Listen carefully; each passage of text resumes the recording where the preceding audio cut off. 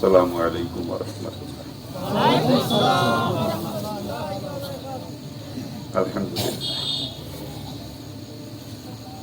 আলহামদুলিল্লাহ কাফা ওয়া সালামুন আলা ইবাদিহিল্লাযিনা ইসতাফা, আম্মা বা'দ। আউযু বিল্লাহি মিনাশ শাইতানির রাজীম। বিসমিল্লাহির রাহমানির রাহিম। ওয়া মা খালাকতুল জিন্না ওয়াল ইনসা ইল্লা লিয়াবুদুন। সবাইকে দুরূদ শুকরিয়া। আল্লাহুম্মা সাল্লি আলা সাইয়্যিদিনা ওয়া নাবিয়িনা ওয়া শাফিয়িনা ওয়া হাবিবিনা ওয়া মাওলানা মুহাম্মদ সাল্লাল্লাহু আলাইহি ওয়া আলা আলিহি ওয়া আসহাবিহি ওয়া বারাক ওয়া সাল্লাম। আল্লাহুম্মা সাল্লি আলা সাইয়্যিদিনা ওয়া নাবিয়িনা ওয়া শাফিয়িনা ওয়া হাবিবিনা ওয়া মাওলানা মুহাম্মদ সাল্লাল্লাহু আলাইহি ওয়া আলা আলিহি ওয়া আসহাবিহি ওয়া বারাক ওয়া সাল্লাম। আলহামদুলিল্লাহ। মাইকের আওয়াজ বাড়াইলে বহুত সাউন্ড বের হইতেছে, সাউন্ড খারাপ হয়ে যাইতেছে। আওয়াজ বাড়ানোর দরকার নেই, আওয়াজ ক্লিয়ার হোক। আলহামদুলিল্লাহ। ঐতিহ্যবাহী কৈধব আকন্দপাড়া মাদ্রাসার নামটা আমার পছন্দ হয় নাই। নাম দিয়েছে মক্তবের নাম দিয়েছে আল মদিনাতুল মক্তব। মদিনাতুলের সঙ্গে আর একটু শব্দ আমি জোড়াই দিতে অনুরোধ করব, মদিনাতুল উলুম। আল মদিনাতুল উলুম, এটা হলে সুন্দর শোনা যায় নাকি? যাই হোক, আলহামদুলিল্লাহ।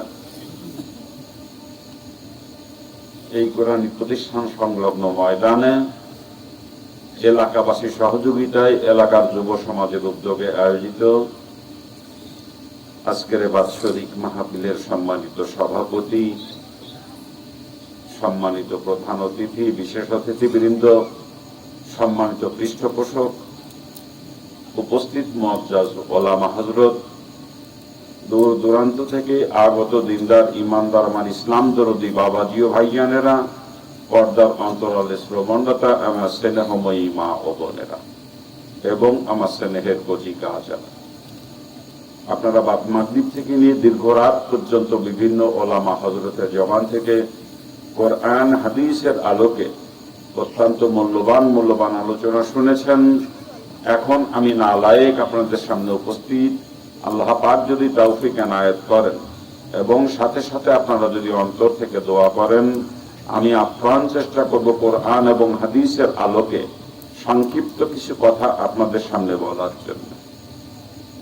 আসুন, সর্বপ্রথম ওই পাকজাতের দরবারে শুকরিয়া জ্ঞাপন করি, যিনি আজকের এই সময়ে এ জমিনের বুকে কোটি কোটি মানুষকে বিবিধ প্রকার নাফরমানির মাঝে নিমজ্জিত রেখে আমাকে আর আপনাকে আজকের এই কোরআন হাদিসের আলোচনার মজলিস রিয়াদুল জান্নাত তথা বেহেশতের বাগিচায় অল্প সময় বসার সুযোগ করে দিয়েছেন। এই জন্য সকলে ওই পাকজাতের শুকরিয়া স্বরূপ একবার জবান খুলে বলি আলহামদুলিল্লাহ। বাবাজিরা আমার, এটা যে বেহেশতের বাগিচা, এ ব্যাপারে কোনো সন্দেহ আছে? যদি কারো সন্দেহ থাকে, কসম খোদার, তার নামাজ, রোজা, হজ, যাকাত কোন আমল তার জন্য কোনো উপকার বয়ে আনতে পারবে না। কারণ এটা বেহেশতের বাগান। এ কথা আমি শামসুল হকের জবানের নয়, এ কথা বলেছেন এমন এক ব্যক্তি যার জবানের কোনো একটা কথা এ পর্যন্ত মিথ্যা হয় নাই এবং কিয়ামত পর্যন্তও হবে না। সেই মহামানব নবী দুজাহা সাইয়্যিদুল আম্বিয়া নবী মুহাম্মদুর রাসূলুল্লাহ সাল্লাল্লাহু আলাইহি ওয়াসাল্লাম তার পবিত্র জবান দিয়ে বলেন, যতক্ষণ দ্বীনি আলোচনা চলবে ততক্ষণে ময়দান বেহেশতের বাগান চিৎকার দিয়ে বলেন সুবহানাল্লাহ। আর তাই বাবাজিরা আমার, রাসূলের এই কথার উপর যদি কেউ সন্দেহ করে তার ঈমানই থাকবে না। আর ঈমান যদি না থাকে নেক আমল দিয়ে কি লাভ হবে বলেন? এই জন্য বাপ, আল্লাহ পাক যে আমাদেরকে বেহেশতের বাগানে বসার সুযোগ করে দিয়েছেন, এতে আমরা সকলে খুশি তো? কি বলেন? আলহামদুলিল্লাহ। আল্লাহ পাক আমাদেরকে বেহেশতের বাগানে বসার সুযোগ করে দিয়েছেন, এই জন্য আমরা খুশি হয়েছি, ঠিক না? কিন্তু খোঁজ নিয়ে দেখেন আজকের ময়দানে অনেক দূরের লোকও এসে হাজির হয়েছে, ঠিক না? আবার একটু খোঁজ নেন ময়দানের আশপাশ এলাকার বাড়ি ঘর গুলাতে এখনো পর্যন্ত কত হতভাগা মুসলমান ঘরে বসে বিবিকে নিয়ে কত মজার মজার গল্প করতেছে, ঠিক না? কত হতভাগা বাড়িতে আত্মীয় স্বজন নিয়ে কত আনন্দ ফুর্তিতে লিপ্ত আছে, ঠিক কিনা বলেন? আবার কত কপাল পোড়া মুসলমান ঘর থেকে বের হয়ে আসছে ঠিকই, যে শয়তান তাকে বেহেশতের বাগিচায় বসার সুযোগ দেয় নাই। শয়তান তার কানে রশি লাগাইয়া রাস্তার উপর দিয়ে বাজারের ভিতর দিয়ে দোকানের সামনে দিয়ে ঘুরাইতেছে, ঠিক না? আচ্ছা বলেন তো, কোন মুসলমানের কানে কোরআন হাদিসের আলোচনার আওয়াজ পৌঁছায়, জান্নাতের বাগিচার খবর পৌঁছায়, এর পরেও যদি সে মুসলমান জান্নাতের বাগিচায় উপস্থিত হতে না পারে, তার মতো হতভাগা কপাল পোড়া এ দুনিয়ার জমিন আর কেউ থাকতে পারে?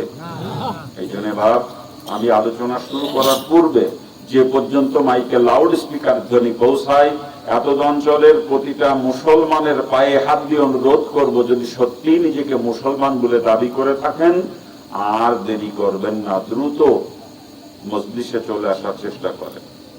আল্লাহ পাক সকলকে তৌফিক দান করুক, জোরে বলেন আমিন। বাবাজিরা, আপনি মুসলমানের সন্তান মুসলমান, আর আমি কিন্তু হিন্দুর বাচ্চা মুসলমান। আল্লাহ পাক আপনাদের মতো মুসলমানের ঘরে আমাকে জন্ম দেন নাই, আল্লাহ পাক আমাকে হিন্দুর ঘরে জন্ম দিয়েছিলেন, আর সেখান থেকে আল্লাহ পাক এনে এনে তার কোরআনের ছায়াতলে আমাকে আশ্রয় দান করেছেন।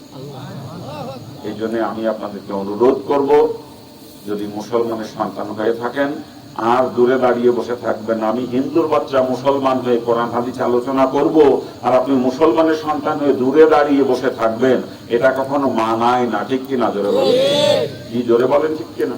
এই জন্য অনুরোধ করছি, যারা এখনো দূরে আছেন, আমার মাইকের আওয়াজ যদি কানে পৌঁছায়, আর নিজেকে যদি মুসলমান বলে দাবি করেন, এই মুহূর্তে আপনাকে ময়দানে চলে আসতে হবে, পরিষ্কার করে বলছি।